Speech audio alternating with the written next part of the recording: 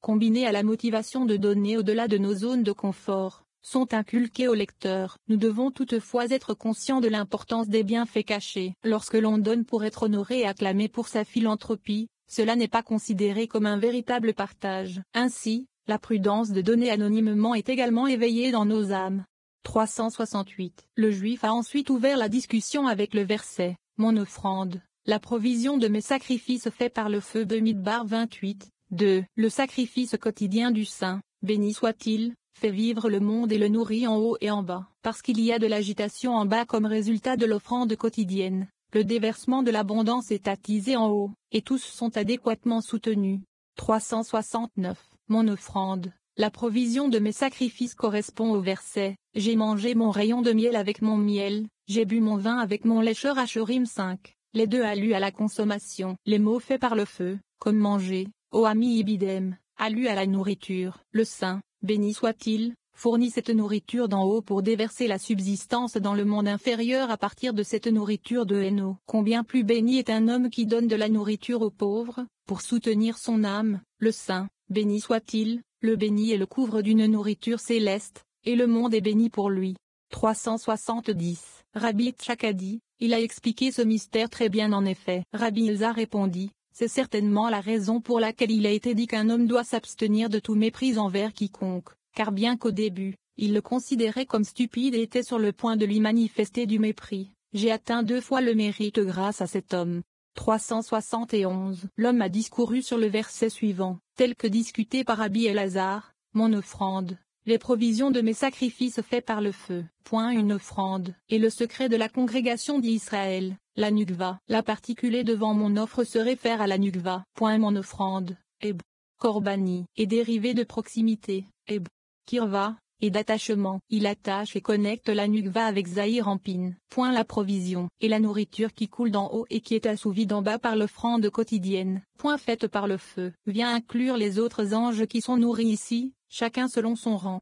Comme une saveur douce pour moi. Et le désir et l'union provoqués par le secret du monde céleste. Bina 372.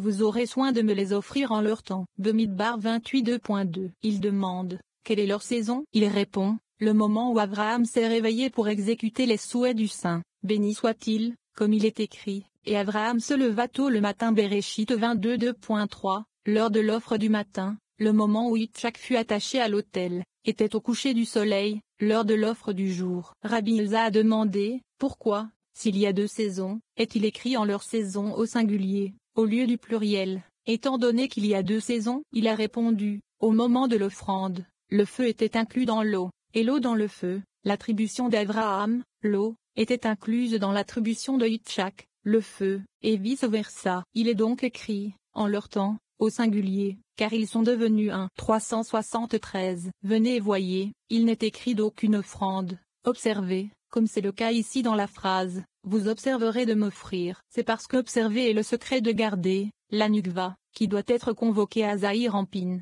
comme il est écrit, vous observerez de m'offrir, d'offrir la nukva en leur temps, à droite et à gauche de Zahir Ampin. Nous avons expliqué plus haut qu'il s'agit d'Abraham et d'Yitzhak. Tout ceci est en accord avec le mystère céleste. 374. Rabbi Ilza a dit, si je n'étais venu que pour entendre ces mots, cela en valait la peine. Heureux les enfants d'Israël dans ce monde et dans le monde à venir. De cela, l'Écriture dit, ton peuple aussi sera tout juste, il héritera le pays pour toujours, il sera le rameau de ma plantation, l'œuvre de mes mains, afin que je sois glorifié. Yeshaïa 62.21. 42. Les images. Dans ce verset, les rabbins commentent avec ironie la nature basse des idoles ou images de l'Avent. L'Avent communiquait avec les statues représentant ces dieux, et était ainsi capable de faire de la magie noire. Rachel a pris ces images lorsqu'elle et Yaakov sont enfuis, et les a cachées sous ses jupes afin de guérir son père de l'idolâtrie et aussi pour l'empêcher d'être poursuivi avec succès. La pertinence de ce passage et les forces négatives qui habitent au milieu de nous ont le pouvoir de nous aider à atteindre de nombreux objectifs dans la vie, mais il y a un prix à payer ultérieurement. Les récompenses sont éphémères et elles laissent un résidu qui crée le chaos et l'agitation quelque part dans nos vies. Les idoles ne font pas seulement référence aux statues représentant des dieux. Tout ce qui est basé sur l'ego, comme l'argent, le pouvoir, Le prestige et les possessions matérielles est considéré comme une idole s'il exerce une influence sur nos pensées et notre comportement. Grâce au pouvoir spirituel de Rachel et de Yaakov, nous nous élevons maintenant au-dessus des tentations et des pièges de l'existence physique afin de découvrir les véritables et éternels trésors de la vie. 375. Et Laban alla tondre ses moutons. Béréchit 31 2.19. Rabbi Uzi a demandé: quelles sont ces images? Il répond: elles appartiennent à l'idolâtrie. Elles ont été appelées téraphim dans un langage offensif, d'après l'endroit où se trouve le toref, la pudenda d'une femme. Comment savons-nous qu'elles se rapportent à l'idolâtrie? D'après les versets: pourtant, pourquoi as-tu volé mon Elohim Ibidem 30, et celui chez qui tu trouves ton Elohim Ibidem 32. Laban était le plus grand sorcier du monde, et par le biais des images, il savait tout ce qu'il avait besoin de savoir. 376. Rabbi Shia a dit que les images ont été créées par la magie. Rabbi Uzi a dit que c'était au moyen de la divination. Rabbi Yehuda a dit: elles ne sont fabriquées qu'à certains moments. Elles étaient appelées Toraphim, car il faut savoir quand les façonner et quand attendre. Comme il est écrit: arrête, et bref. Maintenant ta main Ishmuel 24h16. Parce que l'on doit relâcher société anonyme main à certaines heures, ils sont appelés Teraphim. 377. Lorsque l'artisan la réalise, un homme qui connaît les moments et les heures, qui sait quand frapper et quand rester, se tient à ses côtés, lui disant quand agir et quand se reposer. Il n'y a pas d'autre action qui nécessite de se retenir à une certaine heure que celle des images. L'image parle constamment et donne des conseils sur la façon de nuire à l'âme d'un homme. 378. Rachel craignait que les images ne donnent des conseils sur la façon de nuire à Yaakov. Elle les plaça sous elle pour montrer son manque de respect envers l'idolâtrie, afin qu'elle ne puisse pas parler. En effet, lorsqu'on les prépare à parler, on balaye et on nettoie devant elles, pour leur témoigner du respect. Mais maintenant il est écrit: et elle s'assit sur eux. Béréchit 31 2.34, parce qu'elle les a intimidés pour qu'ils ne parlent pas. Les images étaient masculines et féminines, et il fallait beaucoup de prières pour les encourager à parler. Parce que les images n'étaient pas en sa possession, Laban a été retenu pendant 3 jours, car il ne savait pas qu'Yaakov s'était enfui. Comme il est écrit: le 3e jour, Laban apprit que Yaakov s'était enfui. 379. Rabbi Yehuda dit qu'il s'est préparé de 2 manières, en rassemblant toute la magie qu'il possédait et toutes les armes qu'il avait afin de détruire Yaakov. Comme il est écrit: un Aramien allait détruire mon père de Varim 26 2.5. Lorsque le saint, béni soit-il, vit qu'il voulait détruire Yaakov, il est écrit: fais attention à ne pas parler à Yaakov en bien ou en mal. C'est parce que, il est au pouvoir de ma main de te faire du mal. Béréchit 31 2.29.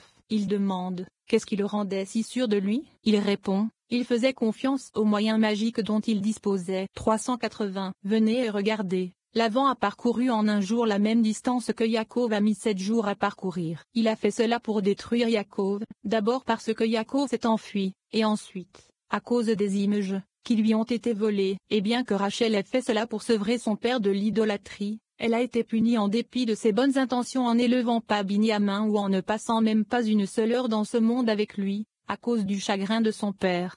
381. Rabbi Yitzhak a dit: tous les reproches que Yaakov a fait à Laban l'ont amené à se repentir et à reconnaître le Saint. Béni soit-il, comme il est écrit: vois, Elohim est témoin entre moi et toi. Béréchit 31 2.50, en mentionnant le nom d'Elohim. Pourtant, venez et regardez. Il est écrit: les Elohim d'Abraham et les Elohim de Nahor jugent entre nous, parce qu'il est revenu à ses mauvaises habitudes, en disant les Elohim d'Abraham, qui est saint, et en mentionnant ensuite les Elohim de Nahor, qui est idolâtre.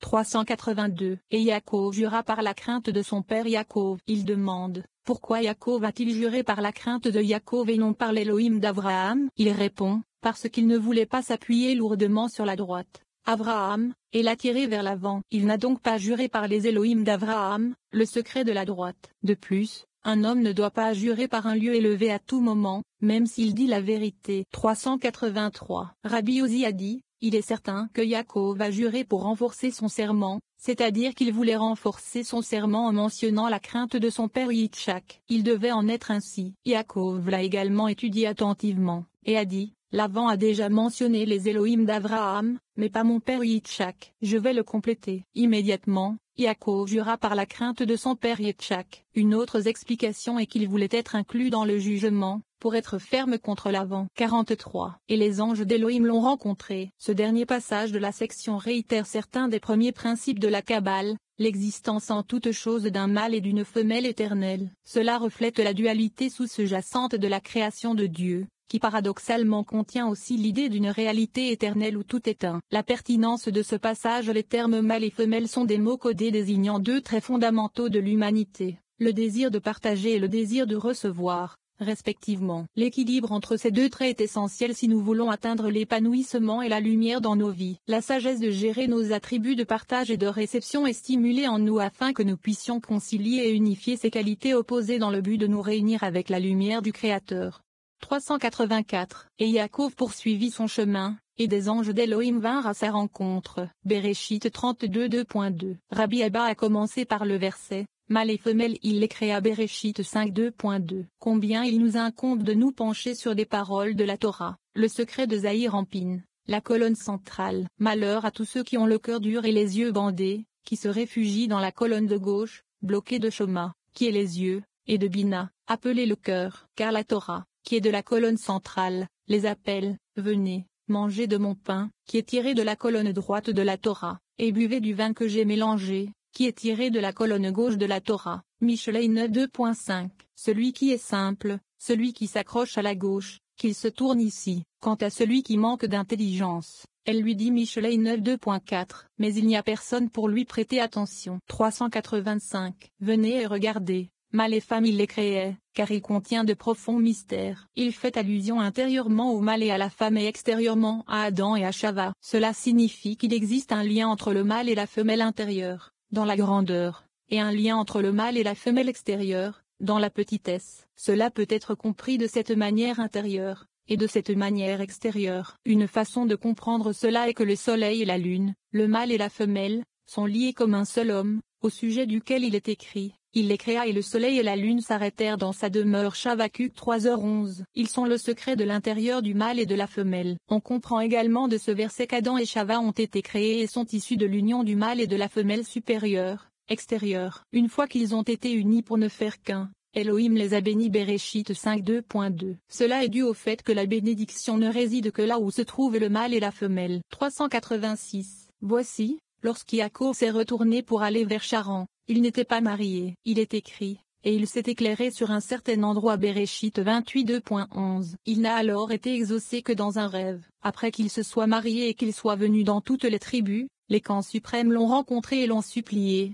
comme il est écrit, et les anges d'Élohim le rencontrèrent, aussi, le prièrent. Or, ils sont venus à sa rencontre, particulier, pour l'entretien. D'abord, il était en train de commencer, comme il est écrit, et il éclaira, et Veïfga, un certain lieu. Maintenant, ils ont commencé, comme il est écrit, et des anges d'Élohim vinrent à sa rencontre, et Veïfge. 387. La raison en est que Yaakov et les tribus ont reçu de l'eau de la grande mer, la plénitude de la Nukva au moment de sa grandeur, appelée alors la grande mer. Ils ont donc supplié de puiser l'abondance sur eux. Aussi, au début, il les a vus la nuit dans un rêve, comme il est écrit. Et il rêva, et vit les anges d'Élohim monter et descendre sur lui. Or, il les a vus de ses yeux pendant le jour, comme il est écrit, et quand Yaakov les vit, il dit, c'est le camp d'Élohim. Béréchit 32 2.2.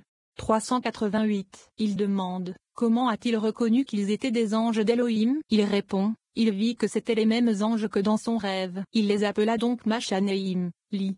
Deux camps, c'est-à-dire après le verset et voyez les anges d'Élohim qui montent et descendent sur lui, qu'il avait vu dans son rêve. Ceux qui furent vus en haut et en bas formaient deux camps. 389.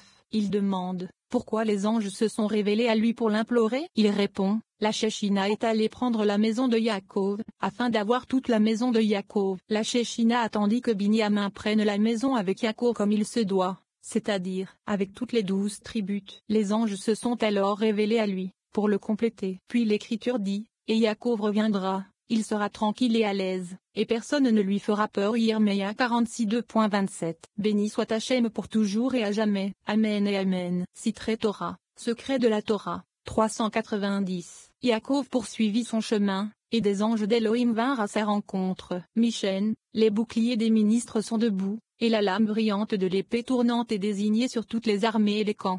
391. Cette épée brillante et tournante est une épée rouge, à propos de laquelle il est écrit. L'épée d'Hachem est remplie de sang. Yeshaïa 34 2.6. De cette épée dépend la rotation des anges qui sont maintenant des hommes, maintenant des femmes. De cet aspect découlent plusieurs autres aspects des grades. 392. Du côté de l'arbre de vie viennent ceux qui sont unis par l'union du lien. Ces saints sont toujours remplis de la rosée du ciel. On les appelle la rosée du ciel. Le nom d'Élohim se perfectionne à travers eux.